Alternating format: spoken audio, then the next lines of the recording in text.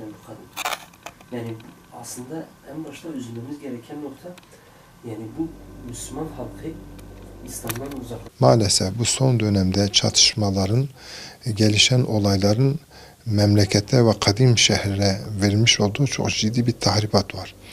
Mesela Silvan'da Mervanilerin orada hakim sürmesi, 150 yıla yakın orada Mervani oğullarının ve Selahaddin Eyyubi'nin torunları olan bu insanların çalışmaları o kadim memleketi darmadağın etmiş.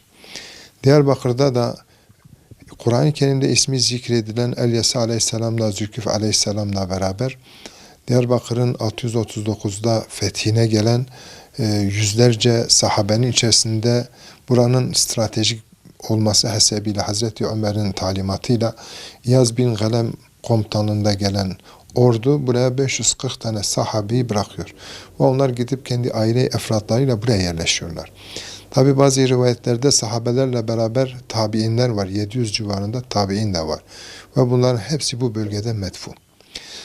Burası kadim bir şehir. Bu Sur içi dediğimiz bölgede ise birçok sahabenin hem kabri var, birçok sahabenin gezdiği, dolaştığı mekanlar, sahabelerin ayak seslerinin olduğu mekanlar.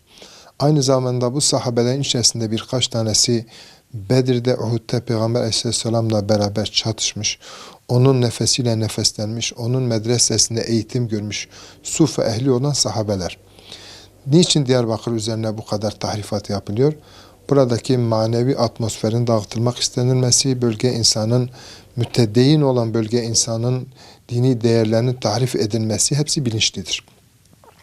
Son dönemde Suriye içerisinde yapılan bu çatışmalar 33 medeniyetten kalma birçok mekanın da yıkılmasına, tarif edilmesine, dört ayaklı minare gibi 500 yıldan fazla ayakta dimdik, elif gibi ayakta duran minarenin de ayaklarının tarif olmasına sebep olmuş birileri. Ve buralarda da mekanlarımızın geçmiş medeniyetle bağlarımız sanki koparılmak isteniliyor. Bizler de burada yaşayan yerel halk olarak aynı zamanda bir sivil toplum kuruluşu Diyarbakır ve değerleri olarak şunu diyoruz. Bizim atalarımız olan 33 medeniyetin burada hakim olduğu bu kalıntılara artık zarar vermeme noktasına dur diyelim. Halkımız maalesef bu noktada hem zayıf hem güçsüz hem de sanki vurdum duymaz bir tavır sergiliyor. Var olan siyasi irade veya var olan mülki amirler de orada elbette kendilerine düşen güvenlik tedbirleri vesaireyi alıyorlar ama Sur içinin de hem tarif edilmesi zaten son 100 yılda o mekanların define avcıları tarafından kazılması, tarif edilmesi, geçmişe ait belge bulgularının yurt dışarına kaçırılması gibi birçok vakayı işittik. Bununla beraber son dönemde bu çatışmalarda hem ağır silahların kullanılması hem emniyet tarafından hem de orada çökezlenen örgüt elemanları tarafından sanki bilinçli olarak kendi memleketimizin manevi değerlerini tarif etme adına sanki operasyon yapılıyor gibi bir intiba oluşuyor.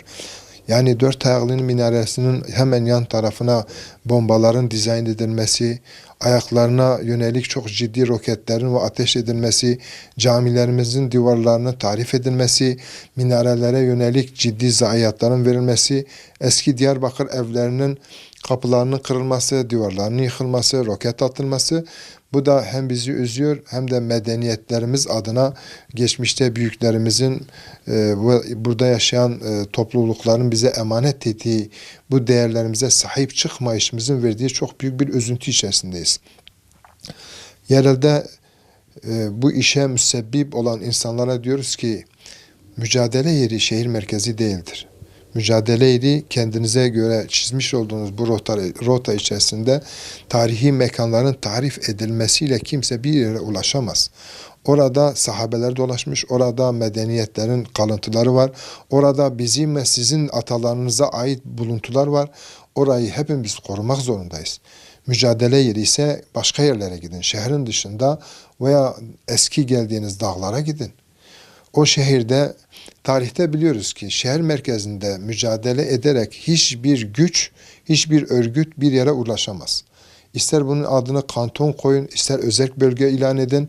Şehir merkezde kendi yerel halkını düşman alarak ya da yerel halkını savunmaya yönelik perde olarak kullanarak kendini orada kazılar yaparak, hendekler oluşturarak bir mücadele sürdürme mantığı elbette ki uygun değildir. Dünyanın hiçbir yerinde hendek kazarak kimse bir yere ulaşmamış.